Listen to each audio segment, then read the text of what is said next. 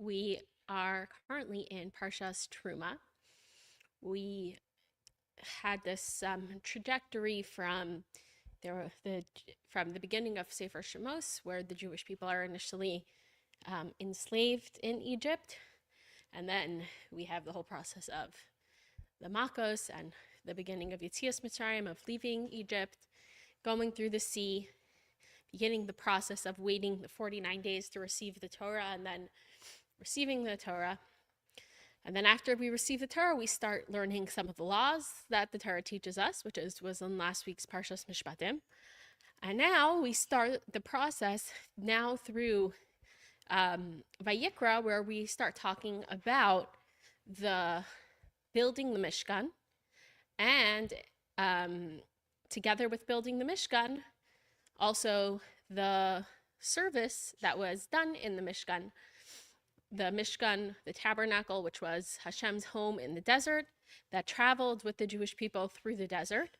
And then after the Jewish people entered the land of Israel, the Mishkan, it moved a couple of places, and it eventually settled in Shiloh. That was the permanent sort of home for the Mishkan. So while they were in the desert, it was moving with the Jewish people. They were constantly, it was actually built sort of like, like one of those portable sukkahs that you can take down and put back up. It was a portable building that they would disassemble it and then travel with all the pieces and then reassemble it at every point that they stopped. And it was this like mobile home for Hashem, roving home for Hashem. And the Jewish people would come to the Mishkan to bring their sacrifices, to do the service, that the same service that was then later done in the Beis HaMikdash. So the Mishkan was Hashem's sort of temporary home until the Beis HaMikdash was built in Eretz Yisrael, and that sort of replaced the role of the Mishkan. And the sort of, it's like a question that comes up that we have when we're talking about this Mishkan, which is meant to be, like we said, a home for Hashem and a designated space for doing the service of Hashem, to the extent that once the Mishkan had its set space, there's a law against what's called a bama. A bama is a personal altar. So you're not allowed, when the Beis HaMikdash, now we don't have practice any karbanos at all. When the Beis HaMikdash was standing, and also when the Mishkan had its permanent home, the Jewish people, there's a law against building a bama, which is a personal altar, meaning that you're not allowed to bring a karban outside of these designated spaces. So the only space that you're allowed to bring a karban is in these designated homes that Hashem sort of set aside for this special service of Hashem. So there's limits on this service. There's a physical limit on this service that it can only be accomplished, it can only be done inside of the Mishkan or inside of the Beis HaMikdash. So sort of like an obvious question that this would lead to is, if Hashem is everywhere, we can, as children, we have the children's song, Hashem is here, Hashem is there, Hashem is truly everywhere, Hashem is everywhere. And we know that Hashem is everywhere, that Hashem is not limited or confined in space, and especially if you're a student of Kabbalah and Hasidus, and we learn how God is literally everywhere and in everything, that everything is really nothing but godliness, and Hashem is truly in every single space and within every single person and in every single created object and being. So why does God need a specific place, a specific home? It seems kind of unnecessary that Hashem should need a specific home. And let's think about it. It is to the extent that today we do not have the physical service of bringing a karban anymore. Maybe thankful for that, but that's not part of our service of Hashem at the moment. But what is considered to be the parallel of karbanos? What is our divine service now that we are no longer bringing karbanos? We have davening, right? We have tefillah. Tefillah replaced, in place of karbanos, we have tefillah, we have prayer. And that's why also the three tefillos that we daven every day correspond with the three karbanos that were brought every single day in the Beis Hamikdash. And so we daven, and we, in place of karbanos. But even with our davening, which davening is a very spiritual endeavor, unlike karbanos, the difference you can say between davening and karbanos is that a karban was actually a very physical action. It was a very earthly action. You were bringing an animal or grain or whatever to the Beis Hamikdash, and they would sacrifice the animal on the altar, on the mizbeach, and then even Hashem's sort of part in the karban. We would bring the karban, and then Hashem would respond. How does Hashem respond to the karban? That a fire would come from above to consume the karban. But even that was sort of a very physical manifestation. We actually saw it happening. It was a physical fire coming down to consume the karban. So the karbanos that we used to bring, that were brought, the service used to be a very physical service. Now our service, the service that it was replaced with, is a very spiritual service. Davening is avodas halev. It's the service of the heart. It's not the service of our bodies. It's an emotional and mental service. And even the fact, like it says that you're supposed to verbalize, you're actually supposed to verbalize the words. You can't just think them. So that would be sort of like a physical step, the fact that we have to actually verbalize the words. What is the purpose of the verbalizing of the words? Is because the halacha basically reflects human nature, which is that it can be hard to concentrate on davening for a long time. So what aids in our concentration is when you verbalize the words, right? When you verbalize the words, it aids in the concentration. It's something to focus on. It's like, it's basically like a focusing tool, the verbalization of the words, and it can also strengthen the feeling in the heart, right? We know that when we express our feelings and we speak them out, it actually has the power to then strengthen the feeling and to make it stronger in your heart. So similarly, that's the role of saying the words in davening, is to be able to strengthen those feelings in our heart. But essentially, davening is a spiritual mode of service. But even when we daven, we try to connect to the physical space where Hashem resides. How is that? That when we daven, specifically Shemona Esrei, and every shul that you're going to go to in any place in the world, where is it going to be facing? What is the direction of any shul going to be facing? Towards east, right? Towards, and the intention in facing east is to be facing toward Yerushalayim, but not just Yerushalayim, to be facing the Beis Hamikdash. Because the Beis Hamikdash is that space, is that physical space where God resides, and where the tefillah is, we're directing our tefillah to the Beis Hamikdash, which is an interesting thought that you can have, like, as you're davening, you are actually directing your tefillah to the Beis Hamikdash. So then we go back to our original question. If davening is this spiritual process, and Hashem is really everywhere, right? You can talk to Hashem anywhere. So why is it that we are sort of placing this limitation upon our davening and saying, no, let's direct it specifically through this space, specifically through this channel? It seems to be sort of strange, right? Hashem is everywhere, and Hashem can accept our tefillos from anywhere. So why do we need this physical, limited space to be representing God? So when we look at both the Mishkan and the Beis Hamikdash, we see a strange sort of paradox in both of these spaces. The Mishkan and the Beis Hamikdash, and the many laws that, if you start going through, some of them are in this week's parsha, of the specifications of how the Mishkan was meant to be built. And also with the Beis Hamikdash, the specifications, it was extremely, extremely, extremely specific. It was meant to be built from very, very specific materials, right? Very, very, very specific materials that you couldn't replace. If you couldn't find enough of one, you couldn't just replace it with another one that looks similar.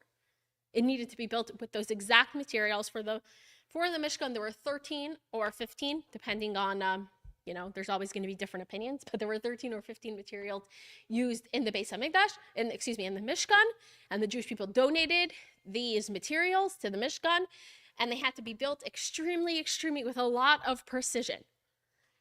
And similarly with the Beis Hamikdash as well was built with a lot of precision and with very intense specifications.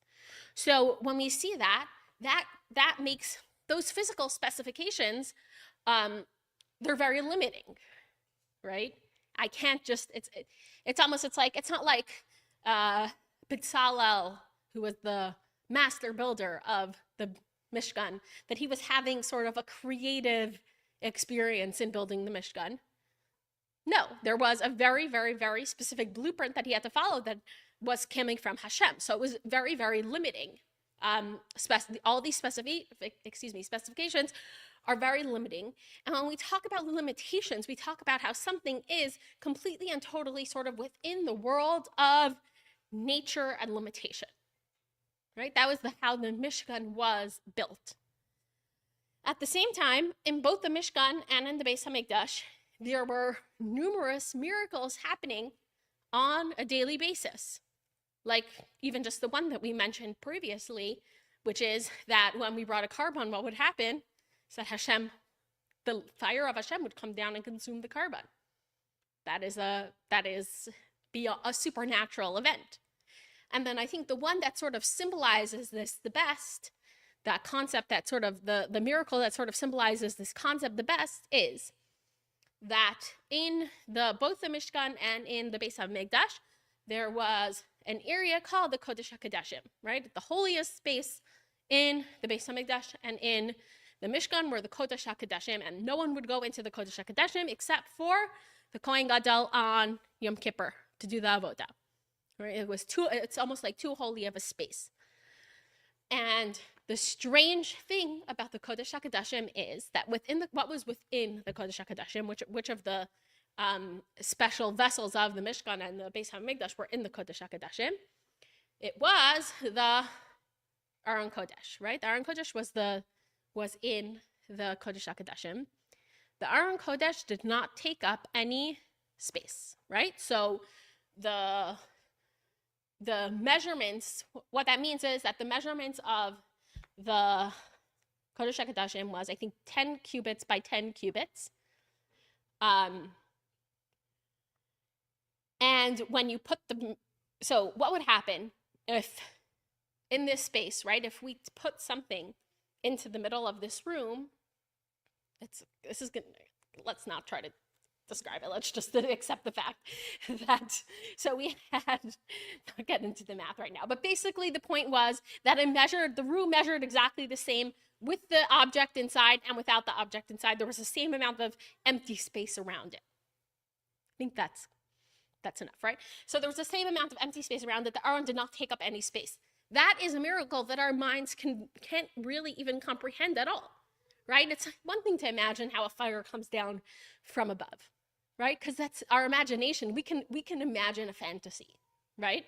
But the reason it's so hard to imagine something not being in a room but not taking up space is because it goes against the very rule of what space is,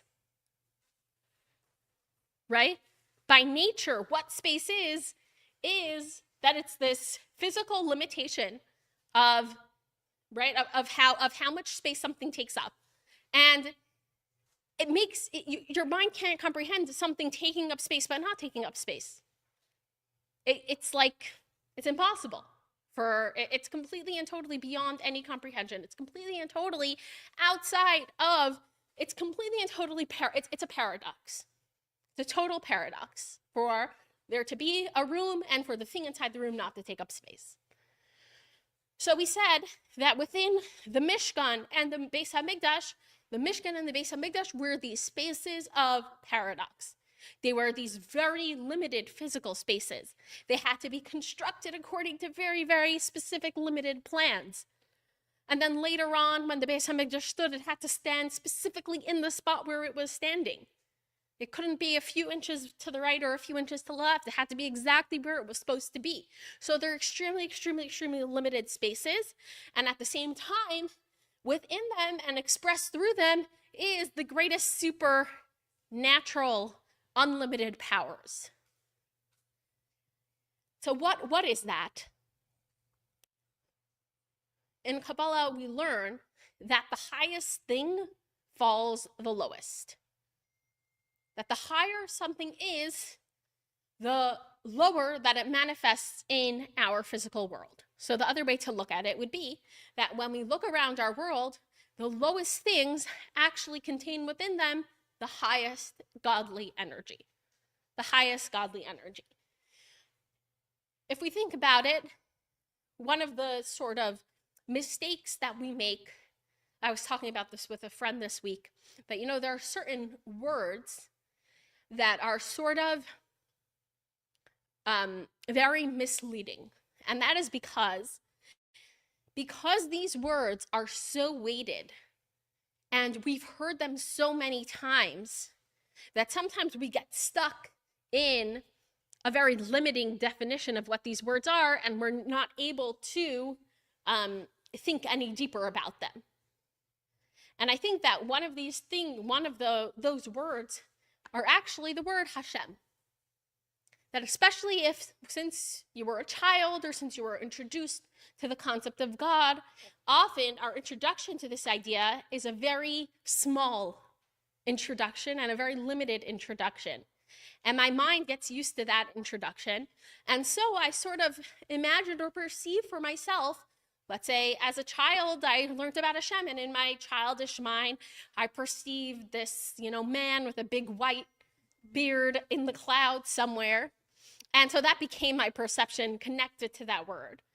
And it's very difficult to outgrow that connection. And so sometimes that it takes like a real work and avoda to mature my relationship with the word Hashem. And to that, I no longer have this sort of immature perception when I hear that word, and maybe allow that perception to grow up a little bit. Obviously, I'm never going to have the fullest perception because Hashem is not really understandable, but my understanding can become a little more mature. And I think one of the common misconceptions that we have with Hashem is that we think of Hashem as spiritual, because God is sort of connected to our spiritual life. And we associate Hashem with our spiritual life and our spiritual world, and even our inner spiritual world. And like we said before, it's easy to think about Hashem in the context of davening, because davening is a spiritual act. So I sort of perceive Hashem as this infinite spiritual being. The issue with that is that spirituality is another defining limitation. Spirituality is a definition. By nature, if something is spiritual, it is not physical, right? So therefore, it is a limiting definition. Even the limit of infinity, even the limit of God being infinite, is a limiting definition. Because if Hashem is infinite, then he is not finite.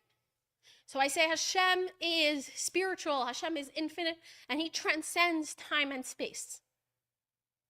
Right? Hashem transcends time and space.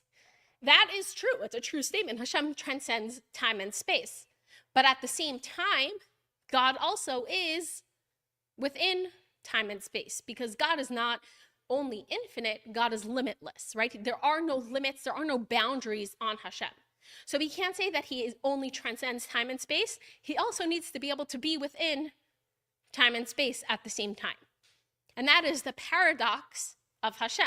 And this is why it is so difficult to grasp God. Because for us, we have either two states of being. When a person is alive in a body, we are physical, we take up space, we're in this world, and then we think about ourselves maybe as a neshama before someone's born or after someone passes away. Then we become transcendent, and we're in heaven, we're spiritual.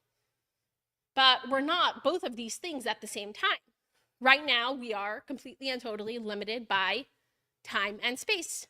None of us can time travel, and none of us can be in two places at the same time. We can only be in one place at once. Hashem can be everywhere all at once. And while he is everywhere all at once, he's also in every single minute that ever was. Every single second that ever was and every single second that will ever be, God is in all of those. Which can be a bit of a mind bender and a bit of a mind twist. But Hashem is in all places and in all moments in time at once. So God completely transcends our reality, and Hashem is completely within our reality. And why is it that Hashem is able to be in this way is because he is the essential being of the world. Like God completely and totally transcends all limitations at his essential level. And so when Hashem wants to really express himself in this world, he creates this paradox within this world to allow himself to be within this world. This paradoxical space of being within time and space, but also being beyond time and space. And that is what the Mishkan and the Beis HaMikdash were. They were physical spaces that were completely and totally physical and needed to be physical and needed to be limited. And at the same time, they were spaces that expressed transcendence. They were spaces that contained miracles that were from outside of this world. And they're here to express that over here that this is an expression of God's essential self, being completely and totally transcendent and completely and totally within at the same time. Being within and above all at once. That was the role of the Mishkan. And even right now, as we daven towards like we said, we face towards Mizrach, we face towards the Beis HaMikdash. This is because, like we said before, for us, davening is a spiritual experience. And so we daven from this space of spirituality. And we would be reaching God. We're reaching Hashem, of course. But there are different levels of godliness that we can reach. So if we want to reach Hashem just as he is transcendent, just as he is his transcendent self, his transcendent spiritual self, then we can daven from this space of spirituality and access that point. But if we want to access God's essence itself, that's how we sort of utilize the Beis HaMikdash. Because we said the Beis HaMikdash is the space of paradox, the space where it's not just spiritual, it's also physical, both of these two coming together at the same time. And when we have these two opposites coming together, that's how we access the essence. So by sending our tefillos through the Beis HaMikdash, by channeling our spiritual prayers through the Beis HaMikdash, even today, like we said, by davening through Mizrach, we are sort of tapping into that, we're able to reach that space of essential energy. And we're connecting to that element. And another interesting thing is, so in this week's parasha, we begin with the Mishkan. The Mishkan, and we spoke about this, we learned about this last year. We spoke about last year how the Mishkan was built primarily, what was the main material in the Mishkan was wood. Versus the main material in the Beis HaMikdash, which was stone. Now, in the hierarchy of creation, we have the Midaber, human beings are the highest level of creation. They have the most intellect, right? We're the only ones that have active, the ability to speak and to communicate in that way. Then we have animals, which are also conscious beings. So they're like on the second rung. Then we have chai, plant life, which it also has a certain level of life, as we see, that it is able to grow and rejuvenate itself. And on the lowest level of creation, we have domem, which is the inanimate object, like the stone. And that is the lowest level of creation, because when you look at the stone, when you look at the inanimate object, we don't see life. And remember how we said before that the highest falls the lowest.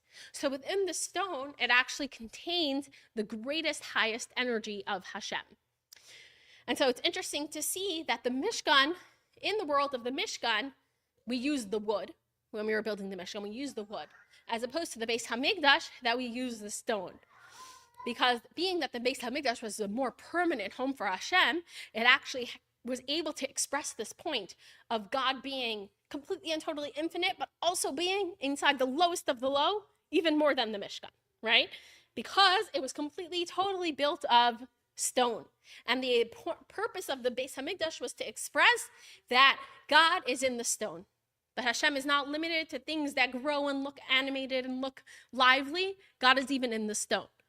And another point about the Mishkan of the Beis Hamikdash being even more, almost you could see, more grounded than the Mishkan is because, like we said before, the Mishkan was portable. It wasn't connected to any specific space area of earth, as opposed to the Beis Hamikdash, which was solidly grounded within the earth and limited to only one specific space. And again, just to emphasize this idea even stronger, that God can be completely and totally grounded into the earth, not purely transcendent, but also down here. Not only above, but also down here. Even in something that is sort of what you might say stuck in the ground. And in fact, it's the fact that it's so grounded that it's able to express the essence of Hashem.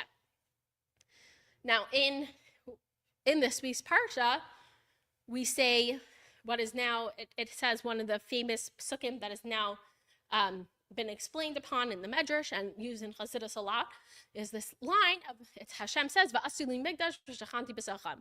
You should build for me a migdash, a home, and I will dwell within it. But instead of saying besocho, that I will dwell within it, it says besocham, I will dwell within them. So it seems to be grammatically incorrect. And the Medrash explains that it's besoch kol echad ve'echad, that every single Jewish person has the ability to build a Beis Hamikdash within themselves. And that is our power. Our power is that when we have this recognition that Hashem doesn't just transcend this world, and I don't need to make myself into a purely spiritual being to connect to Hashem. How can I connect to Hashem? Not just by, of course, I can also have spiritual endeavors and try to elevate myself to be a little bit more spiritual, a little bit more refined. But at the same time, I also can ground Hashem, right? I can draw God into my physical experience. That is my job, to be like the Beis Hamikdash, to be both a very, very physical space, but also a transcendent space. And that is the power that every Jew has.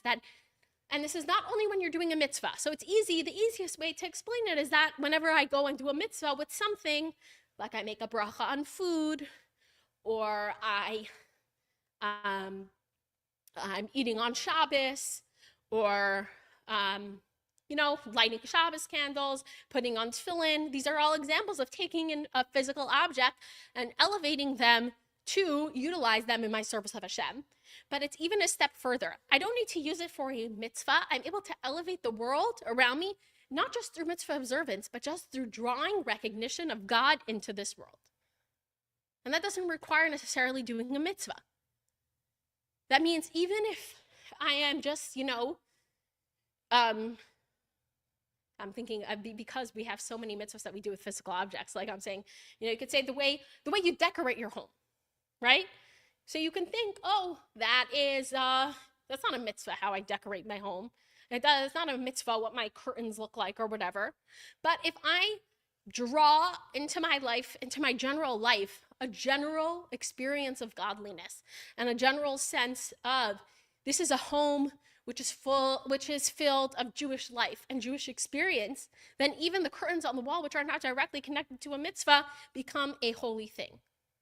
Even the extra things in our lives, even the extra physical, all the physical abundance that we should all be blessed with, can become connected to godliness, even when I'm not engaging with them in a specifically holy way. That's what it means that we can become a Mishkan for Hashem. That it's not only in our in our Torah practice that we can draw God into the physical world, but every single element of our physical lives can be something that can express godliness. Because if it's connected to us and we are so much an expression of Hashem, the whole world around us will be able to experience that and receive that. And that's the power of being like a Beis Hamikdash. And it's interesting, it says that, right, and speaking of we spoke about the progression of the parshios. So we started, like we said, with receiving the Torah, and the Torah begins this process. Before the Torah was given, heaven and earth were sort of disconnected. It says that the Avos could do a mitzvah, but the object that they used to do the mitzvah didn't become holy because there was a decree separating the heavens from the earth. They weren't able to come together. And it was through Matan Torah that Hashem brought heaven and earth together, that now the physical world itself will become holy. And if we use our lulav and esrog, we don't just throw it in the garbage or, right, we put it away to deal with it in a way that's holy because it has now become holy. Or our siddur, which is created from paper, from leather, that becomes holy. It takes on a holy status. The physical and spiritual are able to merge together. And then in Mishpatim, we start to learn some practical applications of that. We learn all the different laws, and we start learning about some mitzvahs. And through learning about these mitzvahs, we see how the spiritual world is so connected, right? And Parshas Mishpatim is full of laws that are very mundane sounding, about the ox and this and that, right? They're not about lofty spiritual ideals. They're about very physical things, but because we're using them to do a mitzvah, they become holy and elevated. But then in Parshas Teruma, we take it even a step further. In Parshas Teruma, we say, let's build God a home. It's not necessarily about doing a mitzvah. It's about taking my physical things. Everyone donated their stuff to the Mishkan, right? Just to symbolize that even when it's not connected to doing a mitzvah, the Jewish person has the ability to, in a very abundant way, amass physical things and then also make them become transcendent, reveal the holiness, elevate the holiness that is within them, just by using them in day-to-day life, as long as we draw in this godly consciousness.